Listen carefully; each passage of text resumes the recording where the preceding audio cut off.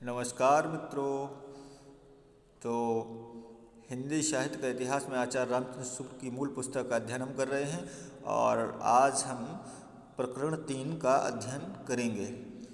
तो लीजिए चलते हैं हम मूल पुस्तक के प्रकरण 3 अपभ्रंश काल के बाद जो प्रकरण 3 है उसका अध्ययन हम करेंगे।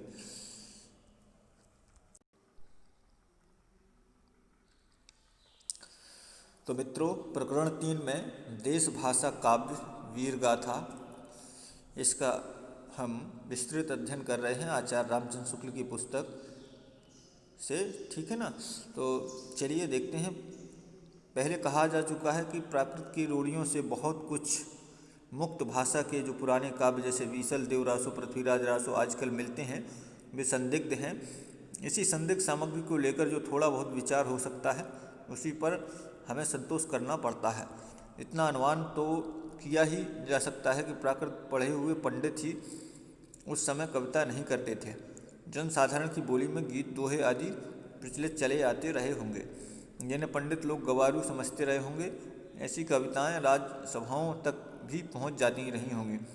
राजा भोज जस मूसर चंद कहने वालों के सिवा जिस भाषा में सुंदर भाव भरी कविता कहने वाले भी अवश्य रहे होंगे। राजसभाओं में सुनाए जाने वाले नीति श्रृंगार आदि विषय प्रायः दोहों में कहे जाते थे और वीर रस के पद्य छप्पय में। तो राज्याश्रित कवि अपने राजाओं के शौर्य, पराक्रम और प्रताप का वर्णन अनूठी युक्तियों के साथ किया करते थे और अपनी वीरोल्लास भरी कविताओं से वीरों को उत्साहित किया करते थे। ऐसे राज्याश्रित कवियों की रचनाओं के रक्षित रहने का अधिक सुविधा था। वे राजकीय पुस्तकालयों में भी रक्षित रहती थीं और भट्टाचारण जीविका के विचार से उन्हें अपने उत्तराधिकारियों के पास भी छोड़ जाते थे। उत्तरोत्तर भट्टाचारणों की परंपरा में चलते रहने से उनमें फेर फार भी बहुत कुछ होता रहा। इसी रक्षित परंपरा की सामग्री हमारे हिंदी साहित्य के प्रारंभिक काल में मिलती है। इसी से यह काल वीरगाथा काल कहा गया है। ठीक है। रामचंद्र शुक्ल ने कहा है तो भारत के इतिहास में यह वह समय था जबकि मुसलमानों के हमले उत्तर पश्चिम की ओर लगातार होते रहते थे। इनके धक्के अधिकतर भारत के पश्चिमी प्रांत के निवासियों को सहने पड़ते थे, जहां हिंदुओं के बड़े बड़े राज्य प्रतिष्ठित थे। गुप्त साम्राज्य के ध्वस्त होने पर हर्षवर्धन मृत्यु संवत 704, इनकी हर्षवर्धन की मृत्यु बताई है कि 704 के उपरांत भारत का पश्चिमी भाग ही भारतीय सभ्यता और बल वैभव का केंद्र रहा था। कन्नौज, दिल्ली, अजमेर, अन्नहलवाड़ा आदि बड़ी बड़ी राजधानियां उधर ही प्रतिष्ठित थीं। उधर की भाषा ही शिष्ट भाषा मानी जाती थी और कवि, चारण आदि उसी भाषा में रचना करते थे। तो प्रारंभिक काल का जो साहित्य हमें उपलब्ध है उसका आविर्भाव उसी भूभाग में हुआ, अतः यह स्वाभाविक है कि उसी भूभाग की जनता की चित्तवृत्ति की छाप उस साहित्य पर हो। हर्षवर्धन के उपरांत ही साम्राज्य भावना देश से अंतर्हित हो गई थी और खंड खंड होकर जो गहरवाड़, चौहान, चंदेल और परिहार आदि राजपूत राज्य पश्चिम की ओर प्रतिष्ठित थे, वे अपने प्रभाव की वृद्धि के लिए परस्पर लड़ा करते थे। लड़ाई किसी आवश्यकतावश नहीं होती थी, कभी कभी तो शौर्य प्रदर्शन मात्र के लिए यूँ ही मोल ली जाती थी।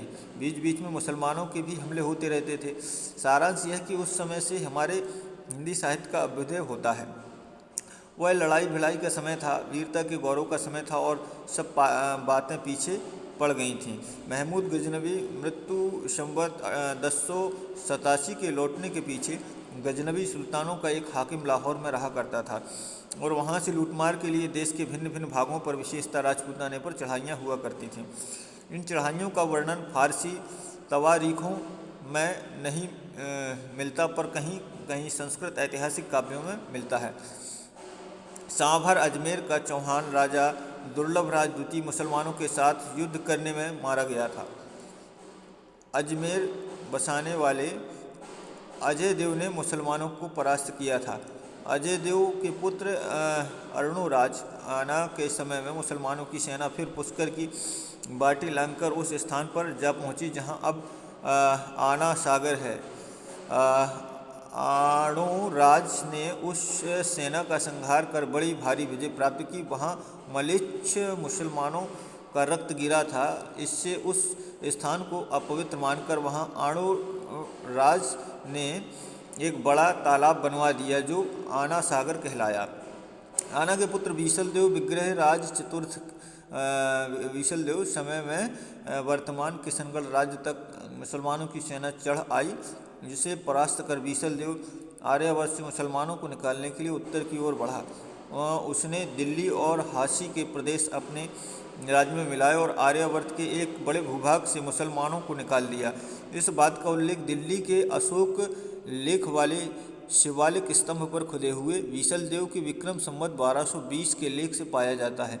शहाबुद्दीन गोरी की पृथ्वीराज पर पहली चढ़ाई संवत 1247 के पहले भी गोरियों की सेना ने नाडौल पर धावा किया था, पर उसे हार कर लौटना पड़ा। इसी प्रकार महाराज पृथ्वीराज के मारे जाने और दिल्ली तथा अजमेर पर मुसलमानों का अधिकार हो जाने के पीछे भी बहुत दिनों तक राजपूताने आदि में कई स्वतंत्र हिंदू राजा थे जो बराबर मुसलमानों से लड़ते रहे। इनमें सबसे प्रसिद्ध रणथंभौर के महाराज हमीर देव हुए, जो महाराज पृथ्वीराज चौहान की वंश परंपरा में थे। वे मुसलमानों से निरंतर लड़ते रहे और उन्हें कई बार हराया। सारांश यह है कि पठानों के शासनकाल तक हिंदू बराबर स्वतंत्रता के लिए लड़ते रहे। राजा भोज की सभा में खड़े होकर राजा की दानशीलता का लंबा चौड़ा वर्णन करके लाखों रुपए पाने वाले कवियों का समय बीत चुका था। राज दरबारों में शास्त्रार्थों की वह धूम नहीं रह गई थी। पांडित्य के चमत्कार पर पुरस्कार का विधान भी ढीला पड़ गया था। उस समय तो जो भाट या चारण किसी राजा के पराक्रम, विजय, शत्रु कन्या हरण आदि का अत्युक्तिपूर्ण आलाप करता या रण क्षेत्रों में जाकर वीरों के हृदय में उत्साह की उमंगें भरा करता था, वही सम्मान पाता था। इस दशा में काव्य या साहित्य के और भिन्न भिन्न अंगों की पूर्ति और समृद्धि का सामुदायिक प्रयत्न कठिन था।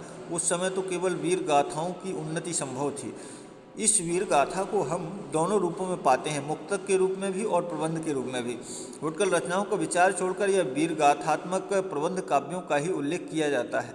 यहाँ वीर गाथात्मक प्रबंध काव्यों का ही उल्लेख किया जाता है। जैसे यूरोप में वीर गाथाओं का प्रसंग युद्ध और प्रेम रहा, वैसे ही यहाँ भी था। किसी राजा की कन्या के रूप का संवाद पाकर दलबल के साथ चढ़ाई करना और प्रतिपक्षियों को पराजित कर उस कन्या को हर कर लाना वीरों के गौरव और अभिमान का काम माना जाता था। इस प्रकार इन काव्यों में श्रृंगार का भी थोड़ा मिश्रण रहता था, पर गौण रूप से प्रधान रस वीर ही रहता था। श्रृंगार केवल सहायक के रूप में रहता था। जहाँ राजनीतिक कारणों से भी युद्ध होता था, वहाँ भी उन कारणों का उल्लेख न कर कोई रूपवती स्त्री ही कारण कल्पित करके रचना की जाती थी। जैसे शहाबुद्दीन के यहाँ से एक रूपवती स्त्री का पृथ्वीराज की यहाँ आना ही लड़ाई की जड़ लिखी गई है।